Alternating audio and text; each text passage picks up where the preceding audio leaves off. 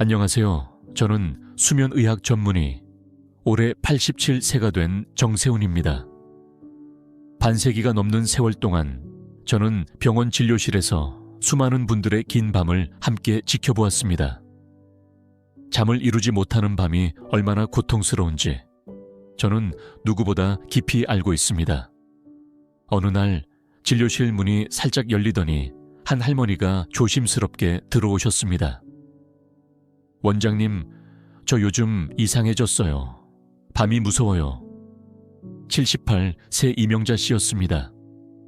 겉으로 보기엔 단정하고 온화한 인상이었지만 눈가는 밤새 울다 지친 듯 심하게 부어 있었습니다. 잠이 안 오시나요?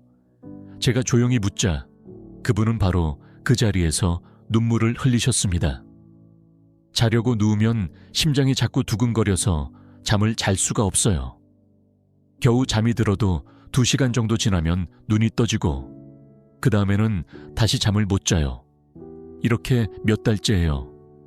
너무 괴로워요. 이명자 씨만 그런 것은 아니었습니다. 73 새 박영호 씨는 눈을 감으면 온갖 걱정이 꼬리를 물고 이어집니다. 라고 하셨고, 정미자 씨는 매일 새벽 2-3번씩 화장실을 들락거린다고 털어놓으셨습니다. 잠을 제대로 이루지 못하는 것은 단순히 하루 피곤으로 끝나는 문제가 아닙니다. 여러분, 놀라지 마세요. 수면 부족은 치매 발병 위험을 높이는 중요한 요인 중 하나로 여러 연구에서 밝혀졌습니다.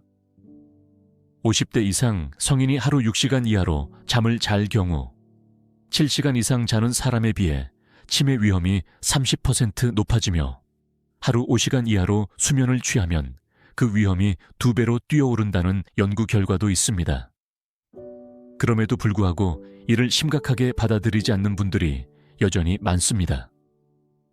지금 당장 병에 걸린 것도 아니고 그냥 잠 하나 못 자는 거겠지. 이렇게 대수롭지 않게 넘기는 경우가 적지 않지요. 어떤 분들은 나이 들면 다 그렇다. 자는 것도 체력이 있어야 하는데 나이가 들면 자연스럽게 줄어드는 거야. 라고 스스로 위로하시기도 합니다. 그러나 저는 단호히 말씀드립니다. 잠은 단순히 나이 탓만이 아닙니다.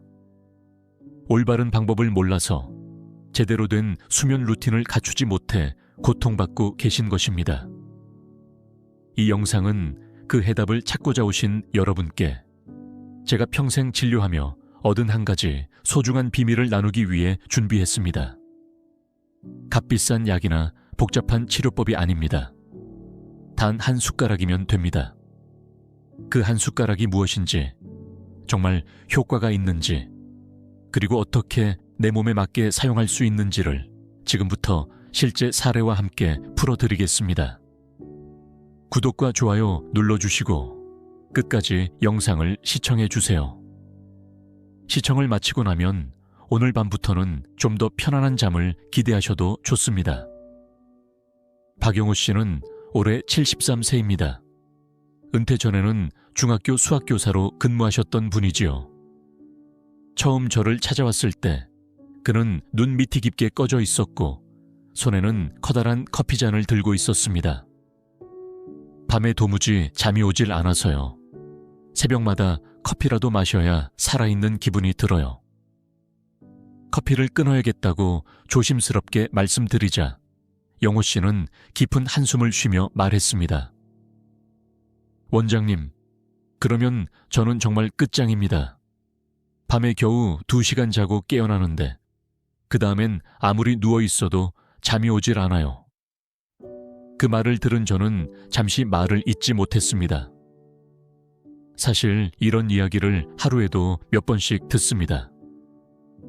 78 새 이정미 씨도 저에게 이렇게 털어놓으셨습니다. 침대에만 누우면 자꾸 화장실이 생각나요. 2시간마다 깨서 거실 불을 켜고 멍하니 앉아 있어요. 그러다 보면 가슴이 벌렁벌렁 뛰고 무서워집니다. 원래 잠이라는 것은 몸과 마음이 깊은 휴식을 취하는 시간이어야 합니다. 하지만 이분들께는 잠드는 순간이 전쟁터가 되어버린 겁니다. 한밤중 조용한 방 안에서 눈을 떠도 머릿속은 천둥처럼 소란스럽습니다. 지나간 일을 후회하고 앞으로를 걱정하고 쓸데없는 생각들이 꼬리에 꼬리를 물며 덮쳐오는 것입니다. 제가 잠을 못 자서 가족들에게 괜히 짜증을 내는 날이 많아요. 그런데 그게 또 죄책감이 되고 그 죄책감 때문에 더 잠을 못 자게 돼요. 이정미 씨의 이 말, 저는 아직도 마음 깊이 기억하고 있습니다. 수면 장애는 단순한 피로를 넘어섭니다. 우울, 분노, 무기력, 그리고 인간관계의 단절까지 이어질 수 있는 심각한 시작점이 될 수 있습니다. 그런데 정말 이상한 게 뭔지 아십니까? 이런 분들 대부분이 병원에 가도 해결되지 않는다는 겁니다.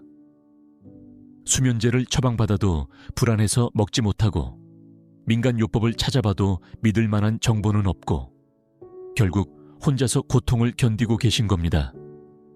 저는 그것이 가장 안타깝습니다. 의학이 이렇게 발전했는데 왜 편안히 잠드는 것조차 어려워야 할까요? 다행히 저는 그런 분들을 많이 만나봤고 그 과정에서 그분들께 맞는 방법을 찾을 수 있었습니다. 그리고 그 시작은 우리가 일상에서 쉽게 지나쳐버리는 아주 단순한 재료에서 비롯됐습니다. 이제 그 놀라운 이야기를 시작해 볼까요? 어느 날 이명자 씨가 처음 진료실에 오셨을 때 얼굴에는 깊은 피로가 어려 있었습니다. 원장님, 요즘은 아무것도 하기 싫어졌어요. 밤마다 새벽 3시쯤 되면 꼭 눈이 떠지고 그 다음엔 다시 잠을 못 자요. 수면제를 드셔보셨냐고 조심스럽게 묻자 고개를 끄덕이며 대답하셨습니다. 먹어봤는데요. 약을 먹어도 자는 것 같지가 않고 눈만 감고 있을 뿐 머리는 멀쩡히 깨어 있어서 너무 괴로웠어요. 아침이 되면 더 멍하고 피곤하더라고요. 차라리 앉아있는 게 낫겠다는 생각까지 들었어요. 그 말을 듣고 제 손길이 잠시 멈췄습니다. 수면제도, 기도 훈련도, 명상도 이미 다 시도해봤지만 여전히 고통스러운 분들은 마음 깊은 곳에서 거의 포기 상태에 계신 경우가 많습니다. 그날 진료가 끝나갈 무렵 저는 조심스럽게 권해드렸습니다. 이명자님, 혹시 꿀과 소금 이야기를 들어보신 적 있으세요? 그분은 눈을 동그랗게 뜨며 물으셨습니다. 그게 먹는 건가요? 네. 아주 뜨겁지 않은 따뜻한 물 한 컵에 생꿀 한 숟갈을 넣고 잘 저으세요. 그리고 천일염이나 히말라야, 소금 같은 좋은 소금을 한 꼬집 혀 위에 얹어서 천천히 녹이듯 드셔보세요. 만약 그것이 힘들다면 꿀물에 소금을 조금 섞어서 함께 드셔도 괜찮다고 알려드렸습니다. 이명자 씨는 잠시 말을 잃으셨습니다. 그걸 먹으면 잘 수 있을까요? 라고 조심스럽게 물으셨고 저는 이렇게 대답했습니다. 효과는 사람마다 다를 수 있습니다. 하지만 혈당을 안정시키고 신경을 진정시키는 데 도움이 될 수 있어요.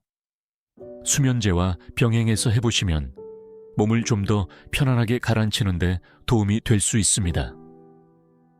그 다음 만남은 한 달쯤 지난 후였습니다. 이명자 씨는 전혀 다른 얼굴로 진료실에 들어오셨습니다. 원장님, 요즘은 새벽 2시에 깨도 다시 잘 수 있어요. 이명자 씨는 손에 작은 송어울을 들고 오셨는데 딸이 그러더랍니다. 엄마, 얼굴이 윤기나 보여. 그 이야기를 들으며 이명자 씨의 눈시울이 또 붉어졌습니다. 저도 혼자 가슴이 뭉클해져서 한참을 말없이 앉아 있었습니다. 그날 진료실은 정말 따뜻한 온기로 가득 찼습니다. 저는 조용히 말씀드렸습니다. 명자 씨, 그건 단지 꿀과 소금 때문만이 아닙니다. 다시 좋아지고 싶다는 마음을 포기하지 않으셨기 때문입니다. 이것이 바로 제가 꿀과 소금 이야기를 드리는 이유입니다. 민간요법이라고 해서 무조건 무시할 것은 아닙니다. 제대로 알고 활용하면 때로는 약보다 더 소중한 희망이 되어줄 수 있습니다. 이제 그 꿀과 소금을 어떻게, 얼마나 써야 하는지에 대해 좀 더 구체적으로 말씀드리겠습니다. 소금 꿀물 수면법을 이명자 씨에게 권해드린 뒤 사실 저는 조금 걱정이 되었습니다. 약도 듣지 않던 분이셨기에 괜히 기대만 안겨드리고 실망을 드리는 건 아닐까 하는 마음이 들었기 때문입니다. 그런데요, 한 달 뒤 다시 진료실 문을 열고 들어오신 이명자 씨의 얼굴은 확연히 달라져 있었습니다. 원장님, 믿기지 않으시겠지만요. 처음엔 잠깐 나아진 건가 싶었는데 이제는 하루하루가 달라졌어요. 그 말을 듣는 순간 저도 모르게 환한 미소가 지어졌습니다. 정확히 어떻게 드셨는지 다시 한번 설명해 주시겠어요? 제가 묻자 이명자 씨는 가방을 열어 손때가 묻은 메모지를 꺼내 보이셨습니다. 밤 9시쯤 스마트폰을 끄고 집안 불빛도 낮춰요. 그리고 물을 너무 뜨겁지 않게 든 다음 생꿀 한 숟가락을 타서 마십니다. 그 다음엔 천일염을 한 꼬집 혀 위에 올려놓고 천천히 녹여요. 그리고 숨을 깊이 쉬면서 나는 괜찮다, 괜찮다, 그렇게 생각해요. 그 설명을 들으며 저는 고개를 끄덕였습니다. 수면의 기본은 몸을 편안히 하는 것에서 시작합니다. 하지만 진짜 핵심은 마음을 편안하게 하는 데 있습니다. 사실 꿀은 천천히 소화되며 가네 포도당을 공급해 뇌를 진정시키는 작용을 하고, 소금은 부신 피질의 스트레스 호르몬 분비를 조절하는 데 도움이 됩니다. 그렇다고 해서 이 방법이 마법처럼 한 번에 모든 문제를 해결해 주는 건 아닙니다. 무엇을 마시느냐도 중요하지만 그 시간에 마음을 어떻게 다스리느냐가 훨씬 더 중요합니다. 그래서 저는 항상 강조합니다. 소금 꿀물은 그저 하나의 도구일 뿐이라고요. 결국 마음을 다독여야 비로소 진정한 효과를 볼 수 있습니다. 이명자 씨는 그걸 스스로 해내셨습니다. 매일 밤 스마트폰을 끄고 집안 불빛을 부드럽게 낮추고 따뜻한 꿀물을 한 잔 자신을 위한 작은 의식처럼 이어가셨던 겁니다. 예전엔 잠들기만 생각해도 가슴이 뛰었는데요. 요즘은 눈을 감으면 마음이 고요해져요. 무섭지가 않아요. 그 말을 듣고 저는 깨달았습니다. 사람은 누구나 자기 안에 스스로 치유할 힘을 가지고 있다는 것을요. 단지 그 힘을 다시 꺼내는 방법을 누군가가 다정하게 일깨워 주어야 한다는 것을요. 아마 지금 이 영상을 보고 계신 분들 중에도 여전히 반신반의하는 분들이 계실 겁니다. 겨우 꿀 한 숟가락으로 잠이 오겠어? 이렇게 의심하실 수도 있겠지요. 그 마음 충분히 이해합니다. 그러나 한 번만 해보십시오. 밤이라는 두려움을 조금이나마 길들일 수 있다는 것을 몸소 느끼실지도 모릅니다. 어느 날 조용히 진료실 문을 열고 들어온 65세 최은영 씨. 처음 제 앞에 앉았을 때 그녀는 아무 말 없이 책상 위를 한참 바라보고 있었습니다. 그 눈빛은 달력을 보는 것이 아니라 잃어버린 시간을 붙잡으려 애쓰는 듯한 아픔으로 가득 차 있었습니다. 남편을 잃은 지 석 달이 되었다고 그녀는 천천히 입을 열었습니다. 그 흔한 삼가 고인의 명복을 빕니다 라는 말조차 차마 꺼낼 수 없을 만큼 그녀의 얼굴은 무너져 있었습니다. 입술은 바짝 말라 있었고 눈가는 짙은 화장이 번져 있었지만 지워지지 않는 울음 자국이 선명히 남아 있었습니다. 남편이 떠난 뒤 그녀는 힘겹게 말을 이어갔습니다. 밤낮이 엉망이 됐어요. 낮에는 자꾸 눈이 감기고 밤에는 도저히 잠을 못 자겠어요. 그래서 그냥 TV를 켜놓고 앉아 있어요. 불을 끄면 너무 조용한데 그 조용함이 무서워요. 그 말을 듣는 순간 저도 모르게 가슴이 저려왔습니다. 그 조용함, 사랑하는 사람의 숨결이 사라진 자리, 함께 웃던 기억만 남아버린 것일. 텅 빈 침대의 한쪽을 바라보며 견뎌야 하는 그 정적이 얼마나 냉정하고 얼마나 끈질기게 사람을 붙드는지 저는 최은영 씨의 눈빛을 통해 고스란히 느꼈습니다. 그분은 계속 말을 잇고 싶어 했지만 입술만 달싹일 뿐 끝내 아무 말도 하지 못했고 조용히 손수건으로 눈가를 눌렀습니다. 저는 그 모습을 바라보며 깨달았습니다. 이분의 고통은 단순히 수면장애라는 한 단어로 설명될 수 있는 것이 아니었습니다. 이건 그저 잠을 이루지 못하는 문제가 아니라 잃어버린 삶의 리듬과 함께 무너져버린 중심을 다시 붙잡기 위한 치열한 싸움이었습니다. 수면은 단순히 눈을 감는 행위가 아닙니다. 수면은 삶의 리듬을 다시 세우는 작업입니다. 저는 조심스럽게 물었습니다. 최은영님, 요즘 햇빛을 보신 적 있으세요? 그분은 조용히 고개를 저었습니다. 그래서 이렇게 권했습니다. 아침 8시쯤 커피 대신 따뜻한 물 한 잔을 들고 집 근처라도 한 바퀴 걸어보세요. 햇빛을 받으면 우리 뇌 안에 생체시계가 지금은 낮이다라고 인식합니다. 그게 하루의 시작을 알려주는 신호가 되죠. 그분은 처음엔 망설였습니다. 하지만 다음 주부터 아파트 단지를 천천히 한 바퀴씩 걷기 시작하셨습니다. 그리고 세 번째 진료 때 조심스럽게 말씀하셨습니다. 처음엔 괜히 귀찮기만 했는데 요즘은 새소리도 들리고 햇빛이 눈에 닿으면 이상하게 마음이 조금 편안해져요. 그 변화가 시작이었습니다. 그 이후 최은영 씨는 매일 아침 산책을 하고 점심엔 따뜻한 식사를 챙기며 저녁 8시 이후엔 휴대폰을 내려놓는 규칙을 만들었습니다. 그렇게 하루를 보내다 보면 자정쯤이면 자연스럽게 눈이 감긴다고 하셨습니다. 저는 조용히 말씀드렸습니다. 선생님, 이제 몸이 시간을 다시 기억해내는 거예요. 이게 바로 생체시계입니다. 사람은 본능적으로 리듬을 따라 살아가도록 설계되어 있습니다. 그 리듬이 깨지면 잠도 감정도 심지어 삶 전체가 흔들리게 됩니다. 최은영 씨는 남편이 떠난 슬픔 속에서도 자신의 리듬을 다시 찾아냈고 그것이 수면 회복의 결정적 전환점이 되었습니다.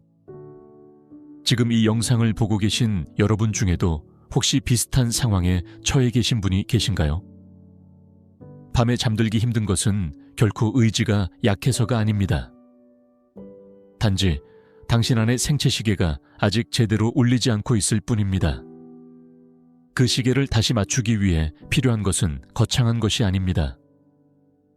따스한 햇빛, 짧은 산책, 규칙적인 식사, 그리고 하루를 마무리하는 따뜻한 마음가짐.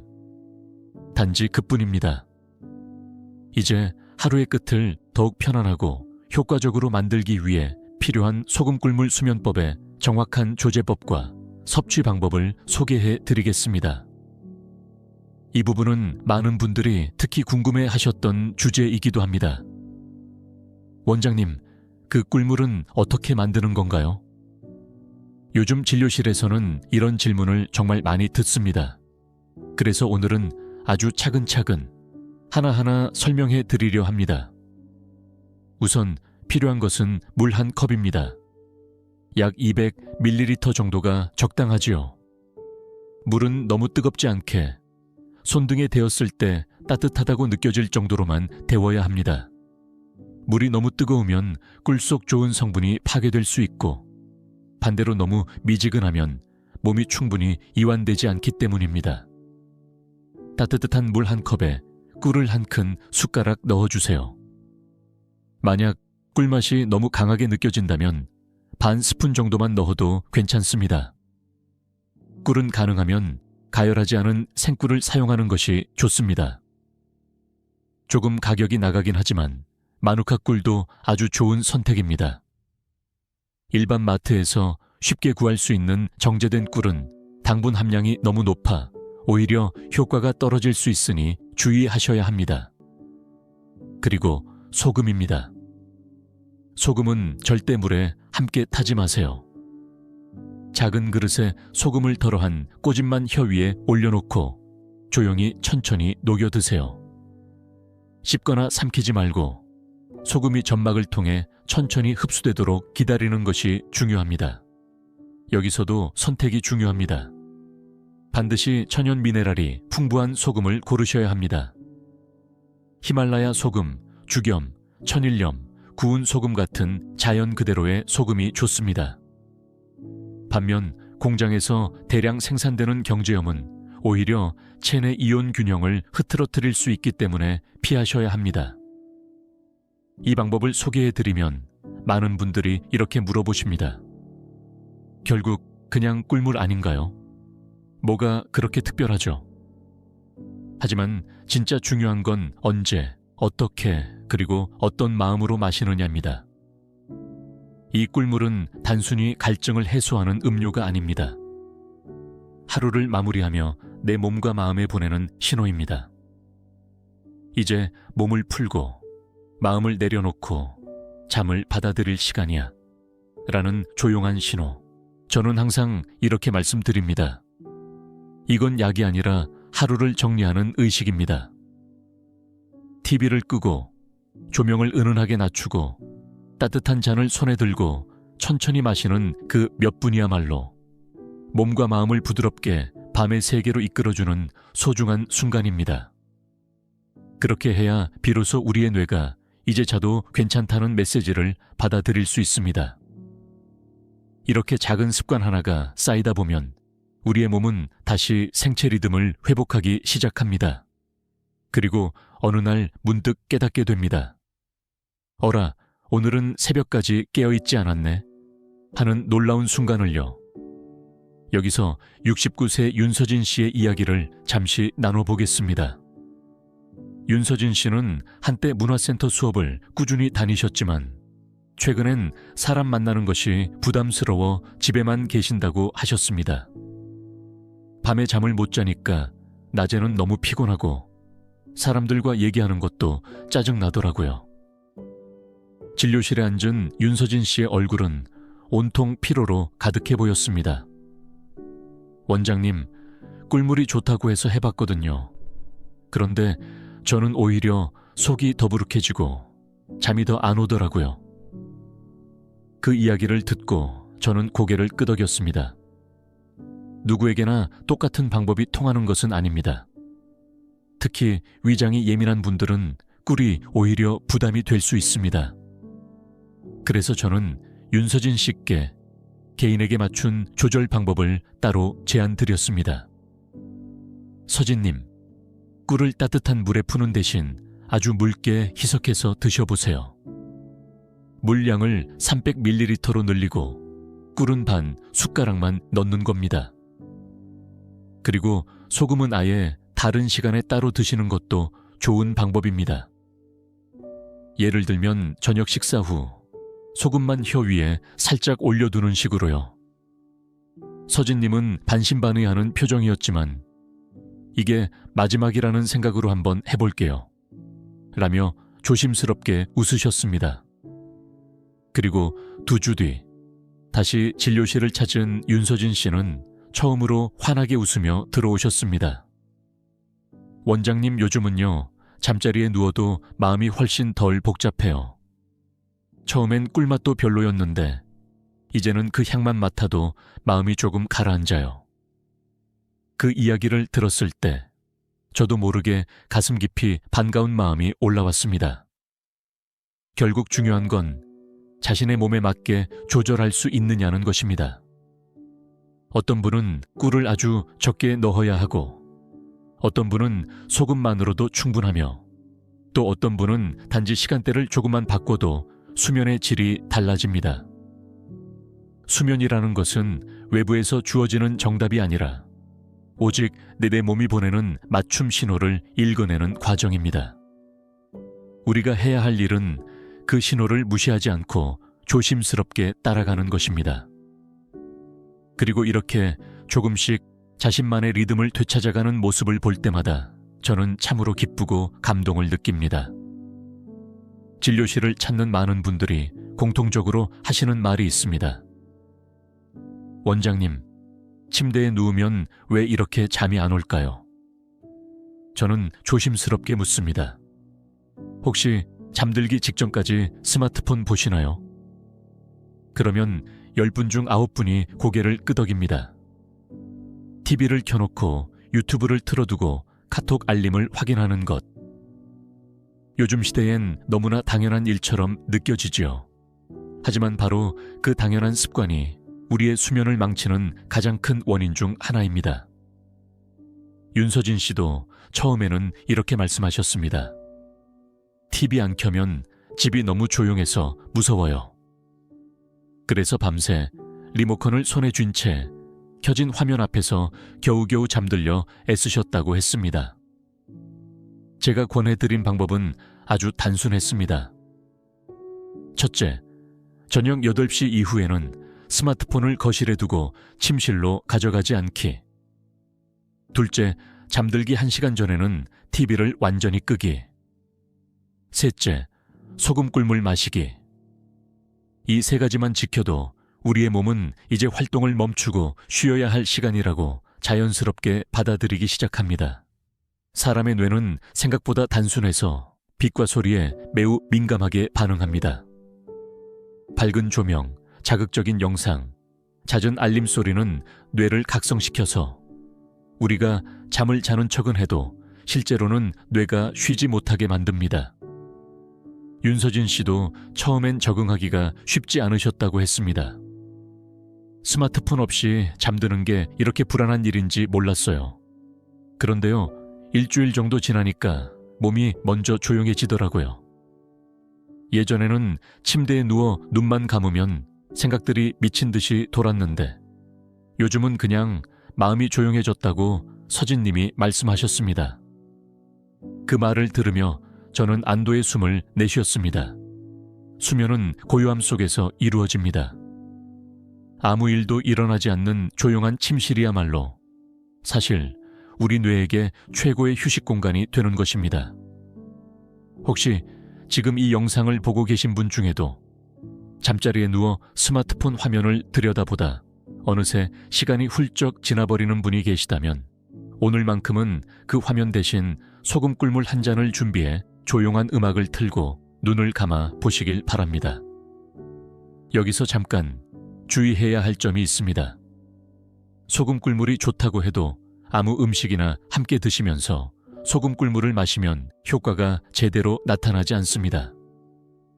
수면에서는 무엇을 언제 먹느냐가 굉장히 중요할 때가 많습니다. 원장님, 밤에 속이 더부룩해서 잠이 안 와요.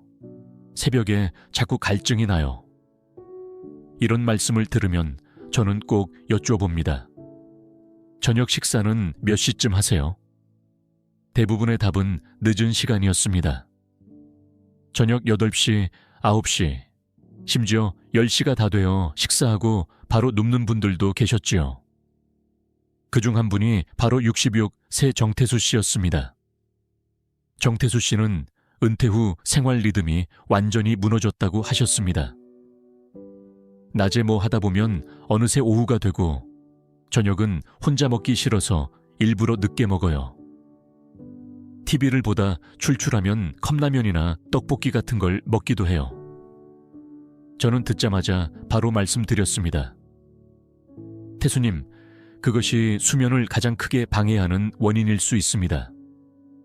늦은 시간에 자극적인 음식을 드시면 위장은 계속 일을 해야 하고 몸은 눕고 싶어도 속은 깨어있는 상태가 됩니다.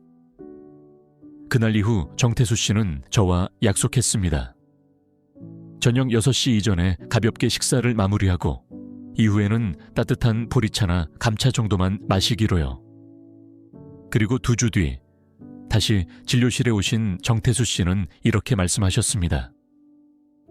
원장님, 속이 훨씬 편안해졌어요. 밤에 쓰리거나 갑자기 더워져서 깨는 일도 거의 없어졌어요.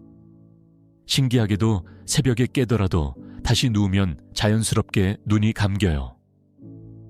사실 우리 몸은 저녁이 되면 소화 기능보다는 회복 기능에 집중하려 합니다. 그런데 우리가 늦은 시간에 기름진 음식을 많이 먹으면 몸은 쉬고 싶은데도 소화 작업 때문에 계속 깨어있게 되는 겁니다. 그래서 저는 항상 강조합니다. 수면은 밤에 시작되는 것이 아니라 저녁 식사에서 이미 절반이 결정됩니다. 부담 없는 따뜻한 국물, 소량의 밥, 삶은 야채나 구운 두부 같은 속 편한 음식을 저녁 6시쯤 드시고 이후 소금 꿀물을 드신 다음엔 위장을 충분히 쉬게 해보세요. 그것이 가장 쉽고도 확실한 수면 준비입니다. 그리고 한 가지 더, 가능하다면 저녁에는 카페인이나 당분이 많은 음식도 피하는 것이 좋습니다. 커피, 초콜릿, 빵, 심지어 국물 요리에 들어간 강한 조미료조차 예민한 분들에게는 각성작용을 일으킬 수 있습니다. 수면은 단순히 눈을 감는 행위가 아닙니다. 수면은 하루를 마무리하는 가장 소중한 의식이며 그 의식은 식탁에서부터 시작됩니다. 그리고 그 시간은 우리 마음과 몸이 다시 살아나는 시간입니다. 이 변화를 가장 선명하게 보여준 분이 62 새 한경희 씨였습니다. 처음 진료실을 찾았을 때 경희 씨의 표정은 굳어 있었고 짧은 숨을 내쉬듯 자주 한숨을 쉬셨습니다. 원장님, 요즘은 남편 얼굴만 봐도 짜증이 납니다. 하루 종일 같이 집에 있으니까요. 어떤 때는 남편 한마디에 숨이 탁 막힐 정도예요. 남편은 은퇴 후 집에 머무는 시간이 많아졌고 경희 씨는 오히려 자신의 자유를 잃어버린 것 같은 답답함을 느끼고 계셨습니다. 하지만 이야기를 깊이 나누다 보니 그 감정의 뿌리는 따로 있었습니다. 그것은 바로 수면 부족이었습니다. 매일 밤 한두 시간마다 깨고 깊은 잠을 이루지 못하다 보니 몸은 지치고 감정은 예민해지고 일상의 모든 것이 힘들어졌던 것입니다. 그래서 저는 경희 씨께 기본적인 수면 습관 교정과 함께 소금 꿀물, 생체 시계 조절, 스마트폰 사용 줄이기를 단계적으로 권해드렸습니다. 처음에는 이런 걸로 과연 바뀔까요? 하고 의심하셨지만 그래도 천천히 따라주셨습니다. 한 달쯤 지났을까요? 다시 찾아오신 경희 씨는 말투부터 확연히 달라져 있었습니다. 원장님, 이상하게 남편 말이 덜 거슬려요. 같은 말을 들어도 그냥 그럴 수도 있지 하고 넘어가게 돼요. 그리고요, 책을 읽으면 문장이 쏙쏙 들어와요. 예전엔 한 문장을 몇 번이나 다시 읽어야 했거든요. 숙면은 단순한 피로 회복을 넘어 감정 조절, 기억력, 집중력, 판단력을 모두 살려주는 힘을 가지고 있습니다. 수면 중 우리 몸은 하루 동안 들어온 정보를 정리하고 감정을 정화하며 면역 체계를 재정비합니다. 경희 씨처럼 아침에 눈을 떴을 때 가슴이 덜 답답해지고 가족에게 괜히 짜증을 내는 일이 줄어들었다는 이야기를 들을 때마다 저는 매번 잠이라는 생명 활동이 가진 놀라운 힘에 감탄하게 됩니다. 지금 이 영상을 보고 계신 분들 중에도 뾰족한 감정, 흐릿한 기억, 짧아진 인내심 때문에 혼자 마음속 전쟁을 치르고 계신 분이 있을지 모릅니다. 하지만 그 모든 변화의 시작은 단 한 번, 깊고 편안한 잠으로부터 시작됩니다. 지금 이 순간부터라도 그 한 번을 위해 천천히 준비를 시작해보세요. 53세 이수진 씨는 원래 활기찬 분이셨습니다. 직장에서도 인정받고 친구도 많고 언제나 에너지 넘치는 스타일이었지요. 그런데 저를 찾아오셨을 때는 그 어떤 생기도 느껴지지 않았습니다. 원장님, 숨이 차요. 계단 몇 층만 올라가도 가슴이 두근거리고 머리는 멍하고 자꾸 어지러워요. 수진 씨는 이미 심장병 초기 진단을 받았고 고혈압 약도 복용 중이셨습니다. 밤이면 두세 번씩 깨고 아침마다 피곤한 상태로 하루를 시작한다고 하셨습니다. 진료를 보며 저는 조심스럽게 물었습니다. 수진님, 언제부터 이렇게 힘들어지셨나요? 수진 씨는 잠시 생각하더니 이렇게 답하셨습니다. 딱히 언제부터라고 할 순 없어요. 그런데 가만 보면 잠을 제대로 못 자기 시작하면서부터 몸이 하나하나 무너진 것 같아요. 바로 그것이었습니다. 수면 부족은 단순히 피곤함을 넘어 우리 몸 전체의 회복 시스템을 무너뜨리는 깊은 문제입니다. 잠을 제대로 자지 못하면 심장은 더 많은 일을 해야 하고 혈압은 높아지며 면역력은 급격히 떨어집니다. 호르몬 균형도 무너지고요. 특히 심혈관계와 수면은 밀접한 관계를 맺고 있습니다. 잠이 불규칙해지면 교감신경이 과도하게 활성화되어 심장 박동이 빨라지고 혈압이 올라가며 결국 작은 부담이 쌓여 큰 병으로 이어질 수 있습니다. 그래서 저는 수진 씨에게 단순히 약 처방에 의존하는 대신 철저한 수면 루틴을 만들어 보자고 제안했습니다. 소금 꿀물 마시기, 밤 10시 취침, 아침 6시 기상, 식사 시간 일정하게 유지, 그리고 일주일에 3번 이상 가벼운 산책. 그렇게 3달이 흘렀습니다. 어느 날 수진 씨가 다시 찾아와 조심스럽게 말했습니다. 원장님, 요즘은 잠을 자고 나면 가슴이 훨씬 덜 답답해요. 아침이 더 이상 두렵지 않아요. 숨이 차는 것도 많이 줄었고요. 그 말을 듣고 저는 깊이 고개를 끄덕였습니다. 잠은 우리의 몸을 치유하는 가장 자연스러운 의사입니다. 면역력은 회복되고 호르몬은 균형을 되찾으며 마음은 조용히 정리됩니다. 그리고 그제야 몸도 다시 살아납니다.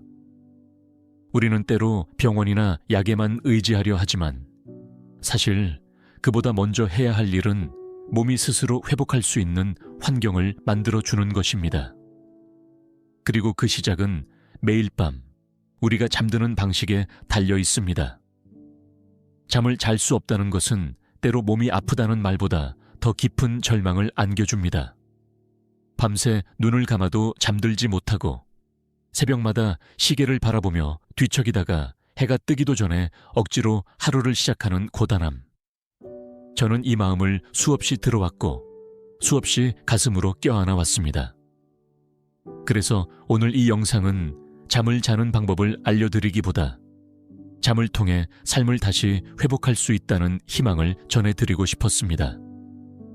꿀 한 숟가락, 소금 한 꼬집, 따뜻한 물 한 컵, 조용한 방, 그리고 나 자신을 위한 작은 배려. 이 모든 것은 단순한 습관처럼 보일 수 있지만 사실은 몸에게 주는 위로이고 마음에게 건네는 신호입니다. 괜찮아, 이제 쉬어도 돼. 제 진료실을 찾았던 많은 환자분들은 처음엔 의심했습니다. 정말 이걸로 괜찮아질 수 있을까요? 하지만 작은 실천들이 쌓이면서 삶이 달라졌습니다. 새벽마다 혼자 울던 밤이 줄어들고 화장실 거울 앞에서 한숨 쉬던 날들이 줄어들고 가족의 한마디에도 금세 짜증을 내던 마음이 서서히 부드러워졌습니다. 이 영상이 여러분의 밤에도 그런 작은 불빛 하나가 되기를 바랍니다. 어렵지 않습니다. 지금 이 순간 따뜻한 물 한 컵과 꿀, 소금을 준비해 보세요. 스마트폰을 잠시 멀리하고 방안을 은은하게 줄이며 자신을 다독이는 마음으로 하루를 정리해 보세요. 잠은 억지로 오게 할 수 없습니다. 잠은 준비된 몸과 마음에게 조용히 다가오는 가장 소중한 선물입니다. 끝까지 함께 해주셔서 진심으로 감사합니다. 만약 오늘 영상이 도움이 되셨다면 좋아요와 구독, 그리고 알림 설정까지 부탁드립니다. 앞으로도 건강한 노후와 편안한 밤을 위한 이야기를 가장 먼저 전해드리겠습니다. 여러분의 밤이 오늘보다 조금 더 따뜻해지길 바랍니다. 편안한 밤 되세요.